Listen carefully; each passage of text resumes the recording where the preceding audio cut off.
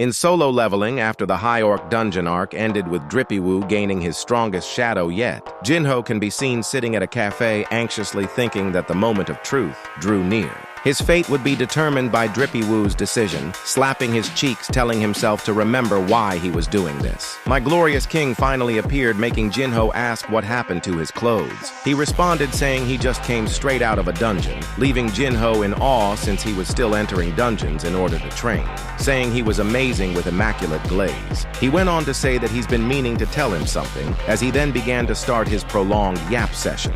Though luckily, Jinwoo summarized that while he was negotiating with his father, Myung-hwan showed up to snitch about what happened inside the Red Gate. Jinwoo confirmed it, saying he even told him about how he rescued the hunters of the White Tiger Guild. Jinwoo questioned why he'd go around spreading his business, reiterating to Jinwoo if he was saying that in order for him to become the master of the Yujin Guild, he needed his help. He jumped from his seat, shouting that he would let him have all the decision-making power, asking him not to feel pressured.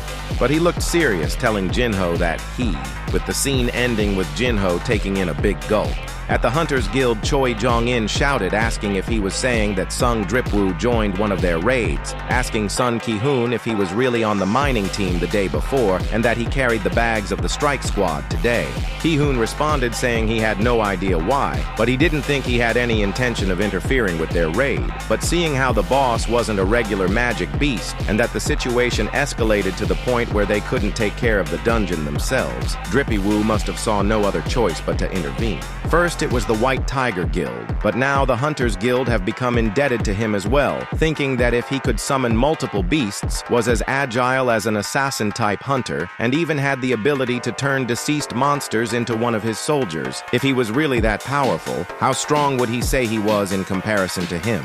Ki-hoon went on to explain that everyone during a raid is assigned a different role in order to achieve a balance. Each position complemented another's weakness. These roles could be divided into three main categories: attack, defense, and support. Without all three of these positions working together, the team would find themselves in danger. This was all pretty straightforward. But that hunter was extraordinary, asking Mr. Choi if he was capable of clearing an A-rank dungeon of the highest caliber all by himself. Shaking, he thought to himself that no matter how strong he was, it becomes difficult for him to defend himself once a horde of beasts attack him at once, telling Ki-hoon that probably not, saying that it looked like his title as the ultimate hunter had become an utter joke.